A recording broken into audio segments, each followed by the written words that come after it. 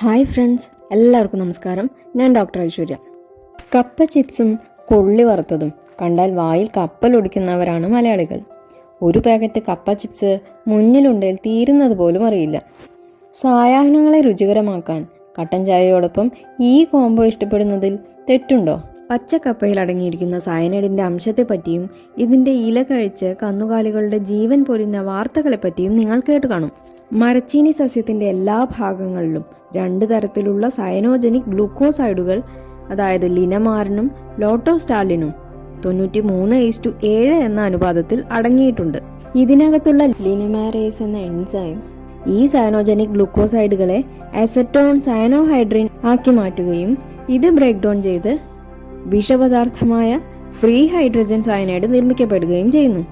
ഈ പറഞ്ഞ acetone സയനോഹൈഡ്രിനും hydrogen സയനൈഡിനും toxic effect ഉണ്ട്, അതായത് മാരക വിഷപദാർത്ഥങ്ങൾ തന്നെയാണ്. ഇനി കപ്പയുടെ ഇലയിലാകട്ടെ വേരിലുള്ളതിനേക്കാൾ 10 മടങ്ങ് കൂടുതൽ സയനോജനിക് ഗ്ലൈക്കോസൈഡ്സ് ഉണ്ട്. സസ്യത്തിന്റെ പ്രായം കൂടുന്നതിനനുസരിച്ച് ഇലകളിലെ ഈ കണ്ടന്റ് കുറഞ്ഞു വരുന്നതായും പഠനങ്ങൾ പറയുന്നുണ്ട്. പാചക രീതിയിൽ ശ്രദ്ധിക്കുന്നത് വഴി ഇതിന്റെ അപകടവശം നമുക്ക് നീക്കം ചെയ്ത് കഴിക്കാവുന്നതാണ്. കട്ടൻ കപ്പ എന്നൊരു തരം കപ്പയുണ്ട്. താരതമ്യേന കയ്പ് കൂടുതലാണ് ഇതിന്. മധുരമുള്ള കപ്പയെ അപേക്ഷിച്ച് ഇതിലെ സയനൈഡിന്റെ അളവ് കുറെ കൂടി കൂടുതലാണ്. ഇനി ഇതെങ്ങനെ ആരോഗ്യകരമായ രീതിയിൽ പാചകം ചെയ്യാം? ഹൈഡ്രജൻ സയനൈഡിന് വെള്ളത്തിൽ ലയിക്കാനുള്ള കഴിവുണ്ട്.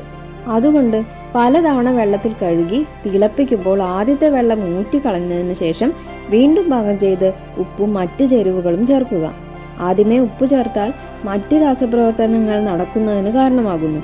ഇതുമാത്രമല്ല, ഉപ്പിട്ട് തിളപ്പിക്കുന്നത് കപ്പയിലെ വിഷാംശത്തെ നീക്കം ചെയ്യാതിരിക്കുന്നതിനും കാരണമാകുന്നു. ഒരു കാര്യം ഓർക്കുക, റെഡി ടു ഈറ്റ് കപ്പ ചിപ്സിൽ, അതായത് പച്ചക്കപ്പ എണ്ണയിൽ വറുത്ത് ചിപ്സ് ഉണ്ടാക്കുന്നതിൽ ഹൈഡ്രജൻ സയനൈഡിന്റെ അംശം പോകുന്നില്ല. ധാരാളമായി ഇത് കഴിക്കുന്നത് വഴി ട്രോപ്പിക്കൽ അറ്റാക്സിക് ന്യൂറോപ്പതി പോലുള്ള നാഡീസംബന്ധമായിട്ടുള്ള രോഗങ്ങൾ, പാൻക്രിയാറ്റൈറ്റിസ്, തൈറോയിഡ് രോഗങ്ങൾ, പ്രമേഹം തുടങ്ങിയവയിലേക്ക് നയിക്കാം.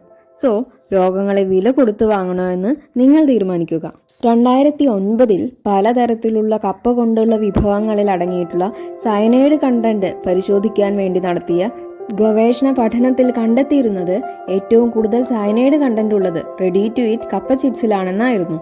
അതുകൊണ്ട് തന്നെ വെള്ളത്തിൽ പല പ്രാവശ്യം കഴുകി തിളപ്പിച്ച് വെള്ളം കളഞ്ഞ് ഉണക്കി ഇതിനെ വിഷവിമുക്തമാക്കിയതിനു ശേഷം മാത്രം ഉപയോഗിക്കുക. So thank you for watching from doctor Aishwarya.